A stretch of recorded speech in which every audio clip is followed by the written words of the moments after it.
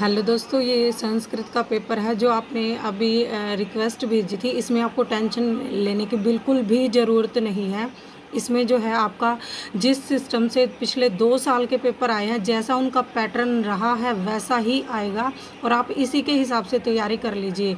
ये जो क्वेश्चन एक-एक नंबर के आपके पास आए हैं, इन्हीं में से पिछले 2 साल के कवर हो गए हैं। तो इनके आंसर जो आपको है बुक में ही मिल जाएंगे या मैंने भी सॉल्व कराया हुआ है। जैसे आपका लेसन प्लान है वो एक 5 नंबर का आ ही जाता है, माइक्रो टीचिंग है और छंद का परिचय या अलंकार का, समास का, ये मोटा मोटी सी जो है चीज़ें आपको तैयार कर लेनी है। और अभी तक जो 2 साल का पैटर्न है कि संस्कृत का पेपर है तो किस भाषा का इस्तेमाल करें, तो ऐसा कुछ नहीं कहा है। तो अगर आप संस्कृत अच्छे से कर लेते हैं तो वो कर लीजिए, और अगर नहीं तो जैसे आप हिंदी में भी इनके आंसर दे सकते हैं, लेकिन पेपर जो है वो संस्कृत में ही आएगा। तो आपको थोड़ा सा उस हिसाब से अपने आप को प्रिपेयर करना पड़ेगा। और रही बात एक एक नंबर के क्वेश्चंस की, तो वो आपको जो पिछले 2 साल में, क्योंकि 2 या 3 ही पेपर हुए हैं आई थिंक, तो पिछले जो वो एज इट इज़ आगे पीछे करके दे देते हैं।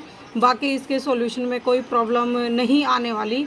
तो आप 1-2 दिन पहले भी तैयारी करते हैं तो हो जाएगा, टेंशन लेने की ज़रूरत नहीं है। क्योंकि नंबर हमको सिर्फ बहुत कम 15 या 15 के आसपास ही लेने हैं इसमें।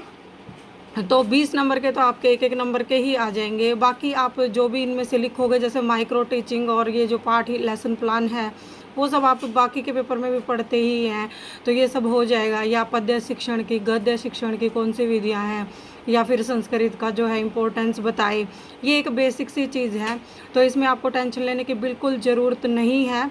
तो आप जो आपके पास संस्कृत की बुक है उसके पीछे भी ये दिए हुए हैं पेपर, इससे ज़्यादा जो है वो अवेलेबल नहीं हो पा रहे थे, वरना तो मैं सॉल्व करके आपको दे ही देती।